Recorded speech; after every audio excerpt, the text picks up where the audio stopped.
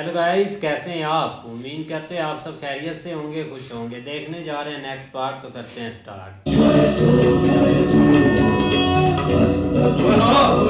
कृष्णा जी भी इधर ही है भाई, सारा कुछ निपटा कर जाएंगे।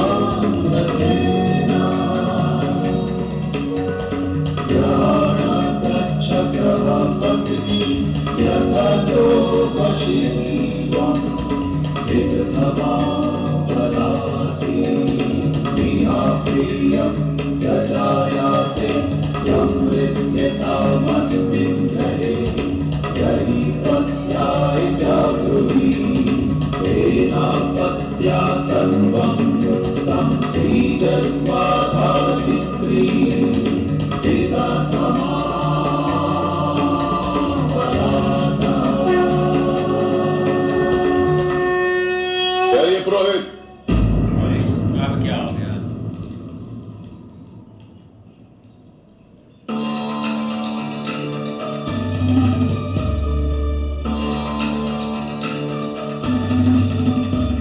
विवाह आरंभ करने से पूर्व मैं कुछ सवालों के समाधान चाहता हूं। मामूली व्यास,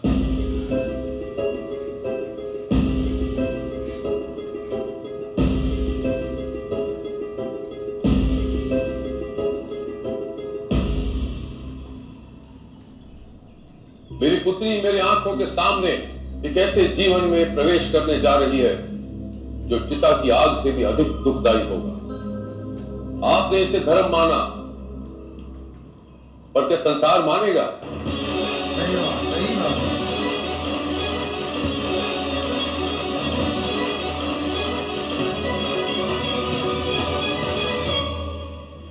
उसको इस समर्पण के उत्तर में सुख किस प्रकार मिलेगा?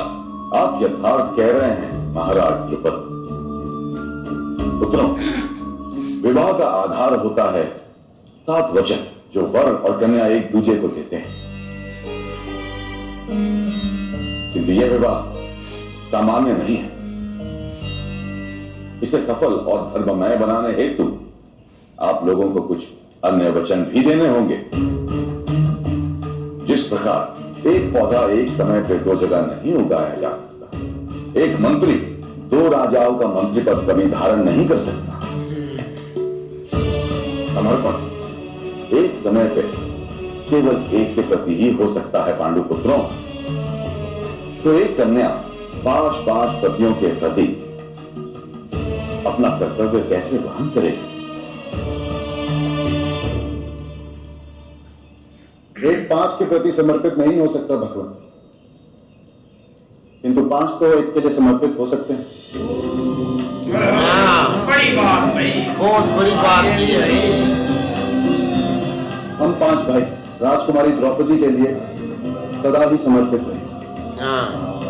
उनका निर्णय मानने के लिए बस बात ही खत्म हो गई।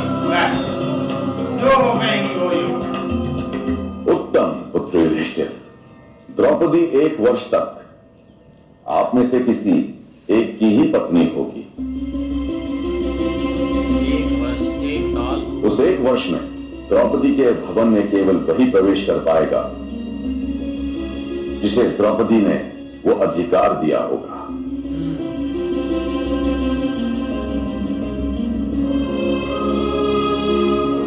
द्रौपदी के सुख के लिए ये कठिन वचन मांग रहा हूं।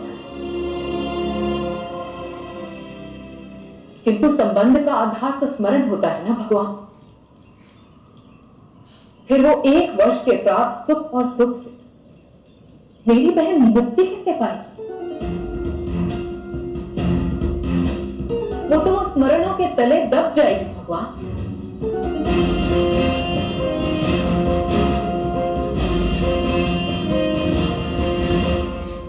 मैं प्रतिवर्ष अग्नि के समक्ष कठोर तपस्या करूंगी।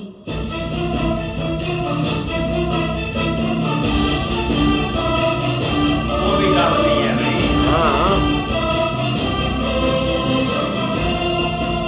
बीते वक्तों के संबंधों और स्मरणों को भुलाकर अपनी आत्मा को पवित्र करूंगी।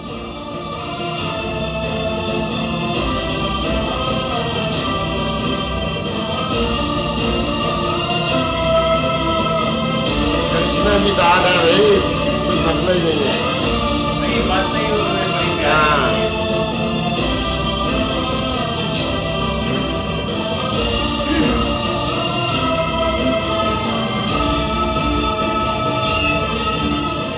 बुढ़िया,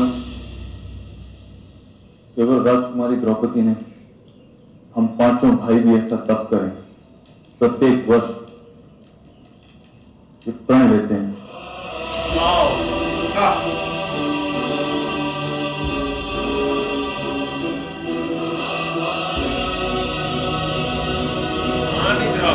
हाँ। और भी प्रश्न है भगवान। राजकुमारों को अनेक कारणों से एक से अधिक विवाह करने पड़ते हैं। यदि ये पांचों पांडव अपनी अन्य पत्नियों को ले आएंगे तो मेरी पुत्री की स्थिति क्या होगी, जिस पर सबका अधिकार होता है, उसके प्रति कोई कर्तव्य का निर्वाह नहीं करता। इस प्रश्न का संबंध केवल मुझसे है भगवान, केवल मेरा विवाह हुआ है। मैं वचन देता हूं कि अपनी अन्य पत्नी को कभी नगर के भीतर नहीं लाऊंगा। अरे यार, बड़ी बड़ी कुर्बानियां यार। हम जहां भी रहेंगे वहां केवल एक ही रानी होगी, हाँ। और वो राजकुमारी द्रौपदी होंगी।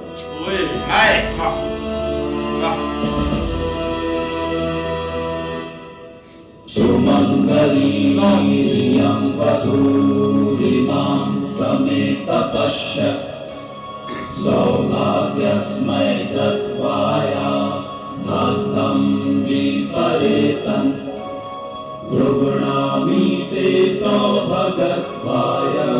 आप तो द्रौपदी खुश हो जा, आप भी मुंह लटकाया हुआ है। या जरादष्टि यथसः।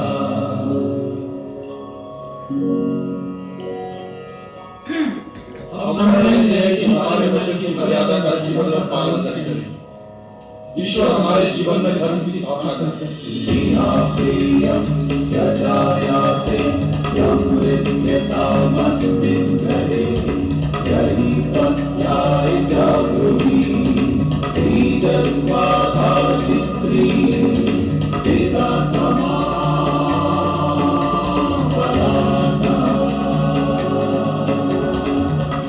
पुरोहित,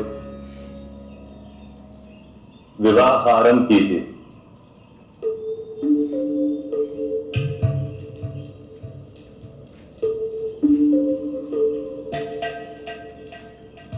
कैसा भवैधिकार का संकल्प है, सम्मान का सफल होता अब लगे।